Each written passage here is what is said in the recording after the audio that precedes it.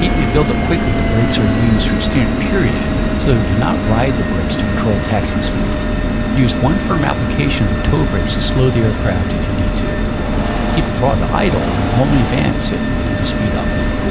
Let's turn left and hold short of the runway. Come to a stop as you approach the runway, and we'll make sure the aircraft is ready for takeoff.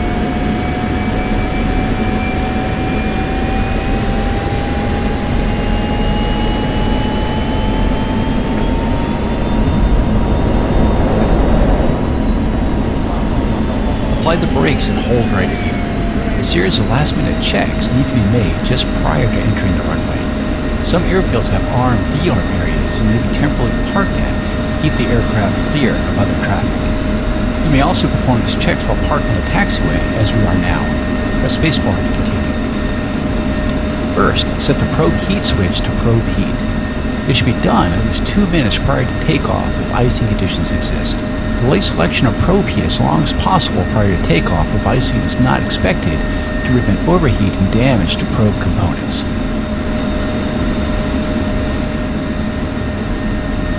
Next, verify the alt flap switch is set to normal. Then, just inboard the manual trim panel, check the needles on the trim indicators are centered. This is the final verification the trim settings are correct for takeoff but have not been inadvertently changed. Center them if you need to using the trim knobs or the trim controls on your stick. Press spacebar to continue.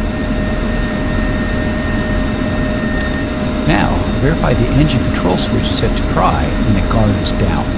Verify your speed brakes are closed and the canopy is closed and locked. The yellow handle should be down and the canopy warning light on the right eyebrow should be off. Press spacebar to continue. Set the stores configuration switch as required. In general, set Cat 1 for air-to-air loadouts without external wing tanks. Set Cat 3 for air-to-ground loadouts or any loadouts with external wing tanks. We have external fuel tanks and air-to-ground stores loaded, so set it to Cat 3. Press spacebar to continue. Next, we'll verify the external fuel tanks are feeding. Set the fuel quantity select knob to external wing and check the quantity. Wing external tanks should feed first and have lower quantity than at engine start, somewhere just below 2,400 pounds. If a centerline external tank were installed, it would feed first and we have to check its quantity instead. Press spacebar to continue.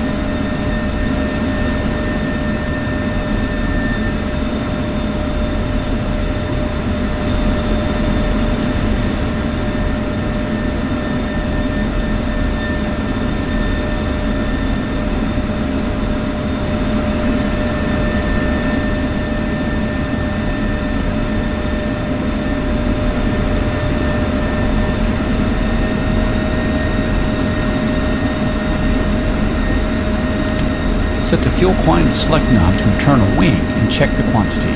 The internal wing tanks are fed from externals and should be full, or about 550 pounds. Press spacebar to continue. Now, set the fuel quantity select knob back to normal. This allows the automatic forward fuel transfer system, trap fuel warning, and bingo fuel warning to operate properly. Press spacebar to continue. Stow the targeting pod if installed by selecting the targeting pod control page on the MFD and selecting standby. This is done prior to takeoff and before landing to prevent foreign object damage to components. Press spacebar to continue.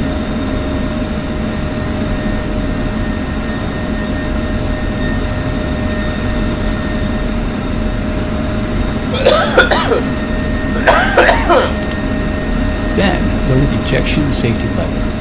This arms the ejection seat and allows ejection and ejection handles pulled. This is delayed as long as possible to prevent inadvertent ejection on the ground. Egresses through other means is usually preferable. Press spacebar to continue.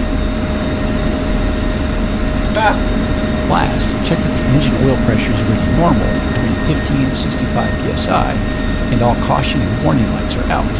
Press spacebar to continue.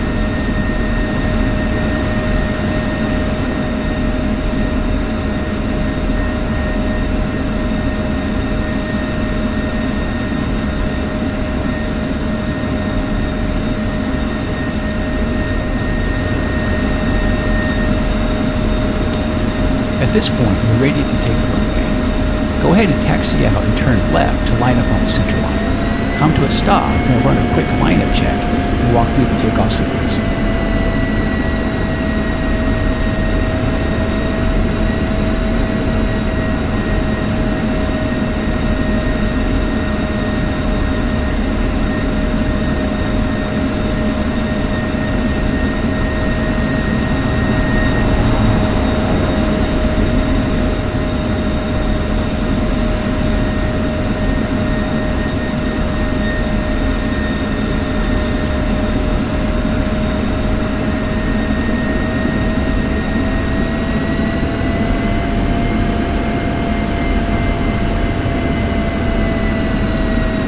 Okay, roll forward until you're lined up with the runway and hold the brakes. Verify the parking brake is disengaged and the anti-skid switch is set to anti-skid. This will prevent the brakes from locking up and blowing your tires if you need to abort the takeoff and come to a stop quickly. Press spacebar to continue. This is going to go quickly, so I will describe the entire sequence, then we'll run through it step by step. First comes the lineup check. You will keep the brakes held, run the engine up to 90% RPM, and check for normal indications on your engine instruments. You will release the brakes, increase throttle to full, and engage the afterburner. Maintain track down the runway using the rudder handles, ZNX. It will disengage the nose wheel steering at about 70 knots when the rudder becomes effective. As you approach your takeoff speed, about 170 knots in this case, pull gently back on the stick to raise the nose about 10 degrees. You can use the gun cross and the pitch ladder of the HUD as a guide. The aircraft will become airborne and start to climb. Raise the landing gear while still below 300 knots, and you continue to fly the aircraft along the runway. If you're ready, let's go ahead and give it a try. I'll talk you through it as we go. Press spacebar to continue. Okay, hold the brakes, W, and advance the throttle to 90% RPM. Check the engine instruments for hydraulic oil pressure running off, oil pressure between 25 and 65 psi, F-tip 935 degrees or less, hydraulic A&E pressure between 2850 and 3250 psi. Then, release the brakes and advance the throttle to full.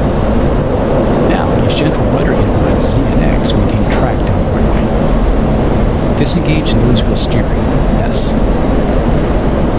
You're approaching takeoff speed. Gently pull back on the stick to raise the nose about 10 degrees. Okay, we are airborne. Raise the landing gear, G. You'll lose a little lift as the trailing edge flaps retract, so be sure to maintain the climb.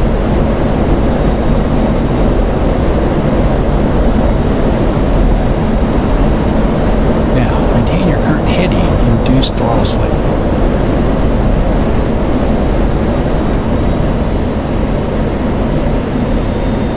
Congratulations, you've just taken off in the Viper. We'll pick up next time for a look at landing. You can end the lesson now by pressing the escape key or continue to fly around.